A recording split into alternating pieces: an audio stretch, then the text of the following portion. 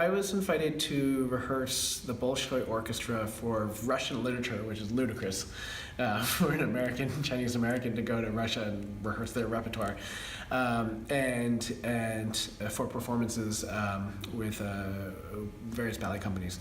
And so the thing about any culture, the immediate impact of the architecture and how grand in scale, very much imposing as much communist architecture is in terms of its very, very stentorian, noble, but very cold, oftentimes, architecture. And there is a certain, the structure of the orchestra is very interesting because it's government funded. And this is with Mariinsky, Bolshoi, two of the greatest organizations, and to work with Bolshoi in a place where musicians, the history of just being in the theater, and the new theater and the old theater of Bolshoi, with the orchestra, with members that have played with some of the greatest musicians around, was really, really astounding.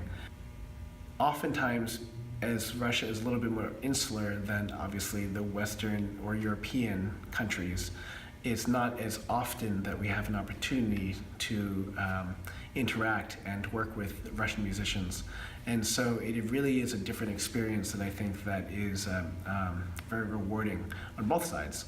A lot of cultures have orchestras and choruses, and there's a certain language that can be shared, but just like our experiences from each one to another can be completely different, our life experiences, the same thing happens within cultures. And so with Russian music, there is a depth of history that is embedded in the timbres, the way they approach the performance of the music, that is something that we don't, it's harder for us to comprehend unless you've lived that life. Shostakovich Piano Concerto No. 2, the second movement, starts off with a piano dynamic marking. And piano can mean anything. Right now we're rehearsing the Rachmaninoff that has a piano in the starting, and I'm asking for a very full sound and vibrant singing.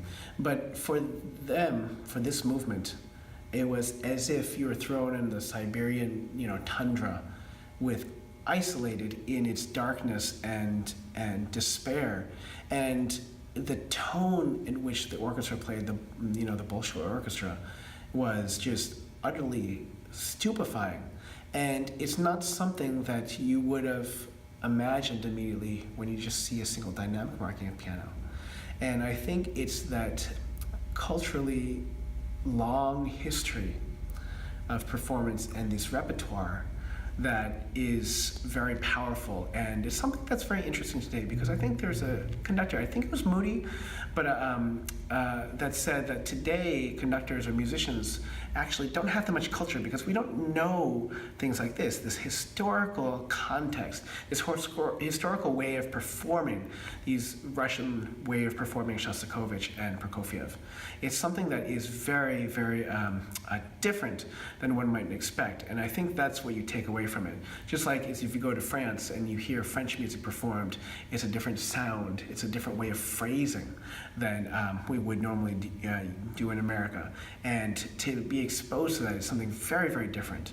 To hear French orchestras play Germanic music is a revelation, because they approach it with a completely different sensibility, a completely different cultural context, performance context.